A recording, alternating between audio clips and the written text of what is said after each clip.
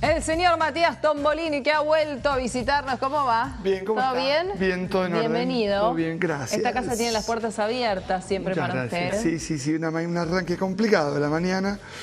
¿Pero por qué? Porque cuesta, no porque haya pasado Hoy nada como, puntual. ¿viste cuando Porque eras es chiquita lunes. que no querías ir a la escuela? Sí, te pasó. Casi la llamo a Leri y le digo, no quiero ir a la escuela. Pero nadie te dijo, No, oye, ya tenés podés 44. quedarte en casa. No, No se ya puede. no, ya no. No puedo. No. Bueno, a ver, Matías, ¿pasamos la turbulencia? Mira, en principio sí, en lo que tiene que ver con el componente extra de la Argentina, que fue esta crisis de confianza que vivió el gobierno de algún modo, que tuvo como consecuencia que el dólar subiera acá más que en otras partes del mundo. Porque lo cierto es que no es que solamente subió en la Argentina, subió en todo el mundo y entonces, bueno, decíamos, en Argentina algo especial pasó porque subió mucho más que en el resto de los países. Ahora bien, ¿cómo empezó el día? La lira turca para arriba, el euro, mejor dicho, para abajo, o sea, el euro en Turquía, en zona euro, empezó moviéndose hacia arriba y eso pone, bueno, presión de movida, digamos, en términos de lo que puede pasar en Argentina con el peso, dado lo que pasa en el resto del mundo. La otra cosa que vamos a ver seguramente es que, además de la Argentina, empiezan a acudir otros países al Fondo Monetario Internacional. Vamos a ver que seguramente empiezan a ir a pedir estos paquetes de ayuda porque un mundo que vivió con mucha liquidez y con plata barata hace ya más de una década, empieza a encontrar restricciones a ese financiamiento y cuando los números no cierran, el fondo que tiene prestado sobre 250.000 millones de dólares que el fondo tiene para prestar, solo prestó el 15%, o sea, está subutilizado. Vamos a ver que los países empiezan a ir a buscar en el fondo lo que no encuentran en el mercado. A ver, recién escuchábamos con Pablo un extracto de la nota de ayer de la Nata a Christine Lagarde, en la que ella hablaba de lo atento que estará el Fondo Monetario a aquellos que viven por debajo de la línea de pobreza, con lo cual que no hay que preocuparse por eso. Y Pablo decía, el fondo está intentando lavar su cara. Lagarde está como queriendo decir, bueno, no somos el mismo fondo que hace años ahogó a la Argentina. ¿Le creemos? Mira, lo que pasa es que el hecho, digamos, vos tenés dos formas de conseguir financiamiento. Una es pedir prestado en el mercado, o sea, vos vas al banco y como Nuria, te prestan, no te prestan en función de tus condiciones como generadora de ingresos. Y la otra es ir al fondo. Y el fondo tiene una característica central que es que te pone condiciones. Tiene 4 paquetes, digamos, el black, el platino y el de la Argentina, que es el normal, digamos, y otro que es todavía más complicado. Y para prestarte con el paquete que no es ni black ni platino, que es el que tenemos nosotros, te dicen, te presto, pero tenés que hacer todo esto. Sí. En el momento, en el instante en el que te dicen, te presto, pero tenés que hacer todo esto, están, digamos, condicionando que te presten plata al cumplimiento de un conjunto de condiciones. Bueno, no importa cuáles sean esas condiciones, porque la buena intención o no, en el condicionamiento del otorgamiento de un préstamo, te quita margen de maniobra, porque Lagarde, digamos, a mí no me interesa, la verdad me importa 3 pitos si a Lagarde le preocupan o no los pobres de la Argentina, porque Lagarde no la votó nadie. Lagarde no representa a nadie en la Argentina. Por supuesto que si le vas a pedir prestado al mercado, vos decís, ¿qué condición me pones? No, mire, no le pongo ninguna, le cobro tasa de interés o no le presto. Como no podemos ir ahí, bueno, tenemos que ir al fondo y el fondo te dice, ¿querés que te preste? Bueno, te pongo estas condiciones. No es una crítica al fondo, es decir, bueno, es una expresión de la síntesis de lo que significa en un lugar donde te dicen lo que tenés que hacer o no. Lo que pasa es que la singularidad ahora es que el gobierno argentino que está pidiéndole la plata al fondo coincide más o menos con las condiciones que pone el fondo. Siempre lo hizo, Pablo. En general, no, pero los gobiernos peronistas no.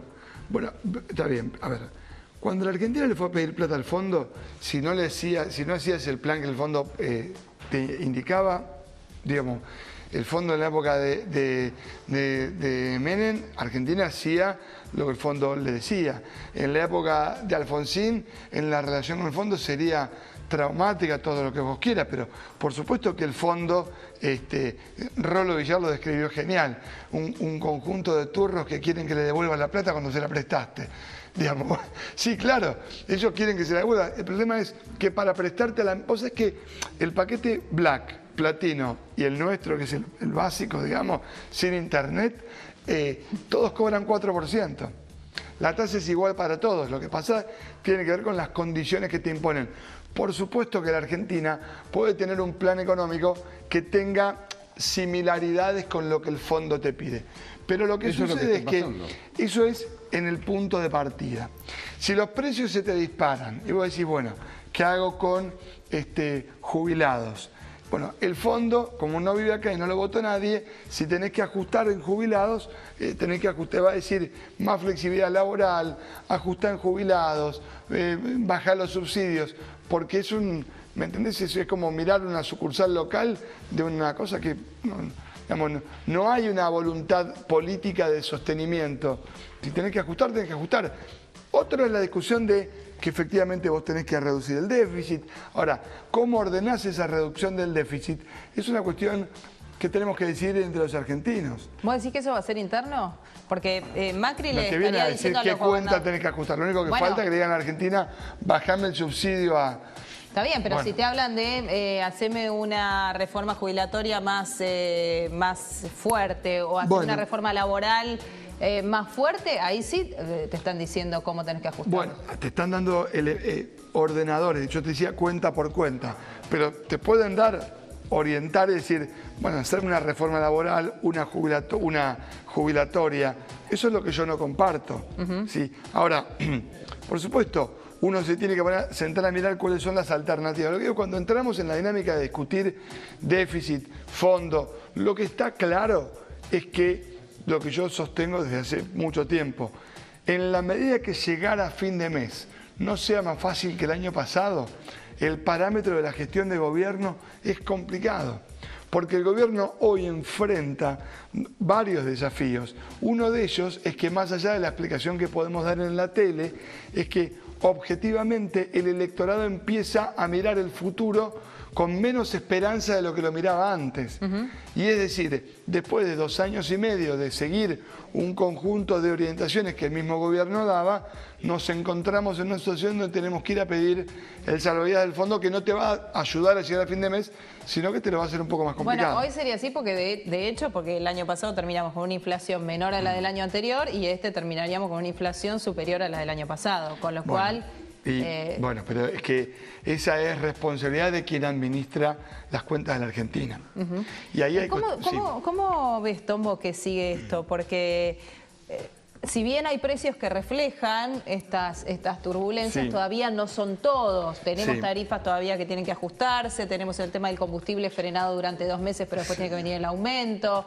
Listas de precios que no tienen la devaluación incorporada, digamos. Por ahora. Sí. ¿Cómo ves que sigue? Y salarios que algunos ya cerraron las paritarias, que un clima social que los que cerraron van a decir, bueno, sentémonos de nuevo y charlemos. Otros que nunca cerraron, como los docentes en Provincia de Buenos Aires, que esto les viene genial.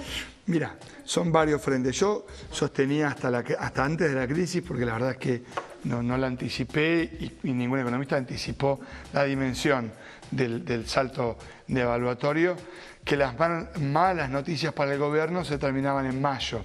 Después del ajuste de tarifas, muchos coincidíamos en que la inflación iba a estar entre 1 y 2 de junio en adelante, o de mayo inclusive en adelante. Esto cambió de algún modo, reconfiguró lo que sigue y vamos a ver justamente una dinámica que vamos a terminar el año en vez de en zona de 20 a 22, en zona de 25 a 27 la inflación, y por supuesto esto le agrega presión. ¿Qué digo con malas noticias? El primer cuatrimestre del año terminó con casi 10 puntos de inflación y los salarios corriendo muy de atrás. Entonces la sensación normalmente era concentrar las malas noticias a principio de año, lejos de las elecciones, y que después el bolsillo tuviera un poco más de respiro.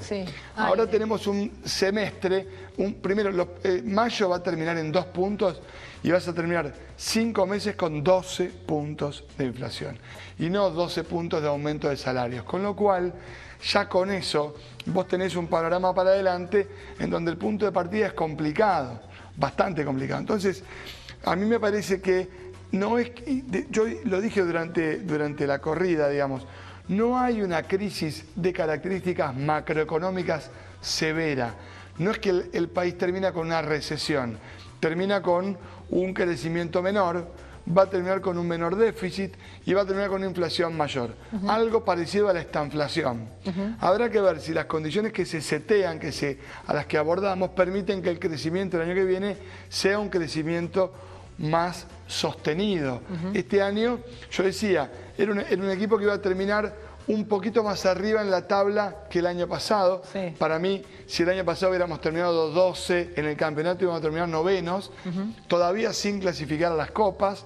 Digo, hoy me parece que futbolísticamente hablando vamos a volver a quedar en el mismo lugar que el año pasado, digamos, en términos macroeconómicos. O sea, no hay un país en recesión, sí. No hay un país que económicamente se contrae, pero, ojo, puede pasar. Lo que es cierto es que los sectores medios siguen sin ver una economía pujante, una economía que no enamora.